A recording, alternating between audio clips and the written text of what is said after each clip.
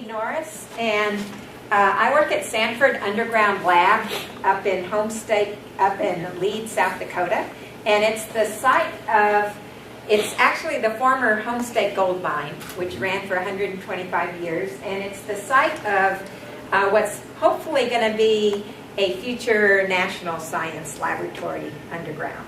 Goes a campus a mile underground with very large detectors doing experiments in neutrinos and dark matter, which is what our topic is today.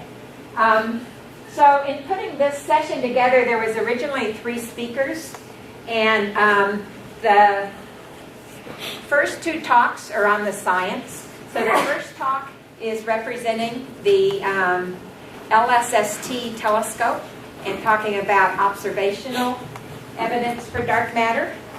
The second talk is going to be on the direct searches for dark matter that are happening around the world now, and hopefully we'll be bringing hopefully in the next couple years, they're going to be finding evidence for dark matter. And then the third talk, which isn't happening, was going to be on how that we can bring dark matter into the classroom and excite students and in a typical curriculum. And so I'm hoping people will stick around since it's not till, the book giveaway is not till 3 o'clock. And so I'm hoping you'll stick around after the 2 talks and just have some discussion. I have some references and links. I've been trying various ways to go into classrooms, especially chemistry and physics at the high school level and some college level, and present this material in the terms that they've been as part of the curriculum that they've been studying. And so just show you what some of those references are, and I'm hoping we can open it up to a discussion of how you do bring this modern research into the attention of students. We understand. All right, so our first speaker is Marusa Bradac. Did I pronounce it correctly? Yeah, more or less. I go with everything. From the University of California at Davis, Department of Physics. And thanks for the really nice introduction, and thank you for letting me speak here, and giving me this opportunity.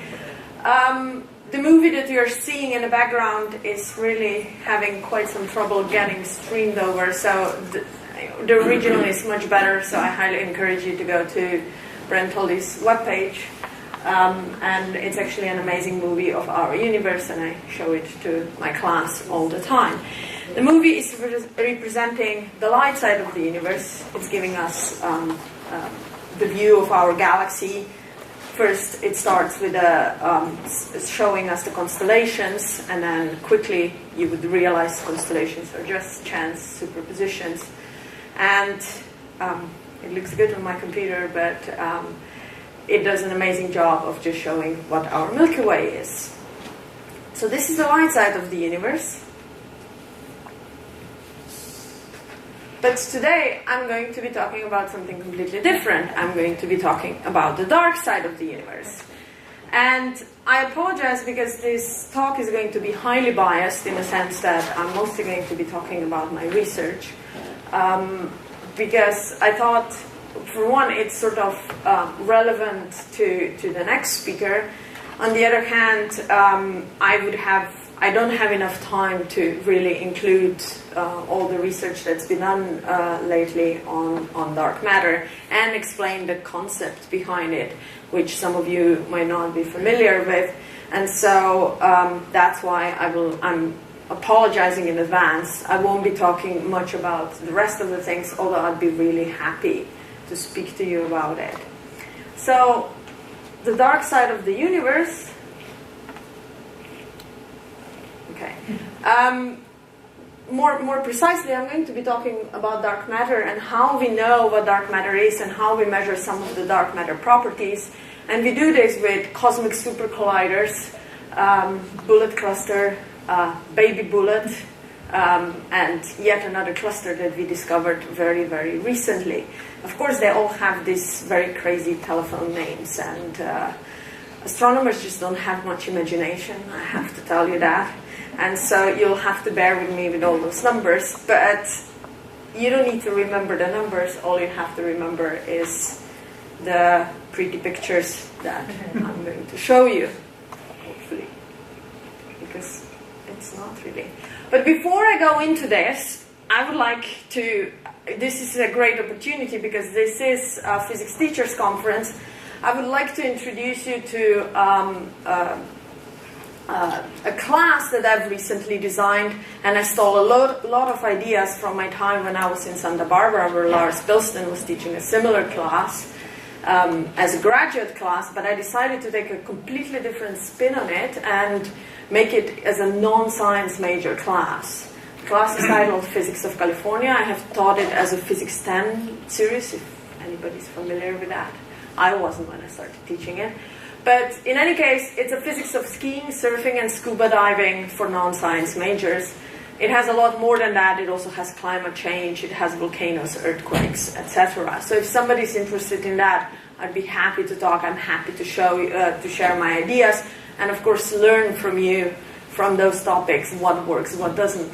A great thing about this class was it does the exact same curriculum as Physics 7. Physics 7 is sort of a class for biology students that they have to take, and everybody hates it. But it does the classical mechanics, hydrodynamics, hydrostatic, your classic physics class. Turns out I was teaching the exact same things at exact same times, yet completely not knowing doing that. But I only realized that after I figured out that demos were not available at the same time. We were constantly fighting for the same demos. But it turned out that it has all the ingredients that a classical physics class needs, but students loved it because it was all about skiing, it was all about surfing, scuba diving. They've done things before. They realized, oh yeah, physics is happening, and they were telling me, for the first time I understand physics and things like that. But I would love to get more input. I'm constantly improving it and evolving it. Okay, so why? It's not really letting me click, does it? Oh, there we go. One of the things we did, for example, is the question, why are snowflakes six-sided? And the answer is, of course, the crystal of the ice is six-sided. And things like that students have really easy time understanding and real easy time to actually comprehend, and they don't go away scared of physics. There is much more, as I said, and I'm, you see, there are a lot of nice examples, and so under Physics of California, you can always pull a lot of. I put hurricanes in, even though there aren't really hurricanes in California, but nobody minded. So I also highly recommend it to teach it in this way. But now let me go back to my original topic and why I'm here and what I was supposed to talk about. I'm going to be talking about the light side of the universe, and first, which you saw a nice movie about, and I always start by introducing, okay, so how do we know how much stuff is in our universe? And we can start with simple counting, although we quickly lose the number of fingers we need for that kind of counting. But our solar system has one star. Milky Way contains about 10 to the 12 stars, more than 10 to the 12 galaxies in the universe, and if you start to multiply those numbers, you realize that our universe has more than 0.001 hella stars. The reason why I put down hella is because at UC Davis, a student of ours actually wrote to whoever you need to write to propose that prefix to be brought in as for 10 to the 27. So hella is a big number. You cannot even use it to count all the stars in the universe. Anyways, the universe has a lot of light side of the matter, but there is also the dark side of the universe. And it goes way back in 1933 with Fritz Zwicky, who first figured out that there is something else in the universe than what the eye can see. And the way he did that was he looked at this cluster of galaxies that you see on this image, and all these orange galaxies that you see there, they belong to one cluster. They're gravitationally bound system. So he measured the velocities of those galaxies and figured out what's the potential energy that's in there, and what's the potential energy that is needed to bind those galaxies together, and realized that the mass of this cluster is way higher than what we can see in terms of stars. And the factor that he derived was actually 400. So why is he doing this in this picture? Nobody believed Zwicky, and the reason why nobody believed is because of this. So he claimed that all his colleagues are spherical bastards. No matter how you look at them, they're still bastards. And so if you have somebody like that, well, people tend to not believe you because maybe you are a spherical bastard. So nobody really believed Zwicky at the time, and so it was until 1970s where Rubin realized that not just the galaxy clusters that Zwicky studied, but also galaxies themselves rotate too fast. So this is an example of a galaxy. This is M33, and what she did is she measured the velocity of the stars orbiting this, or say moving in a plane of this galaxy. So this is spiral galaxies, and they tend to rotate. The disk tends to have the rotational and the orderly motion. And so when she plotted it, is there a pointer in here? No, that's okay. When she plotted the velocity of those stars as a function of the radius, she realized that if you make this galaxy just from the visible stuff you see, just from the light you see, the rotation curve should look like that dashed line. This is what is expected from the luminous disk for this galaxy.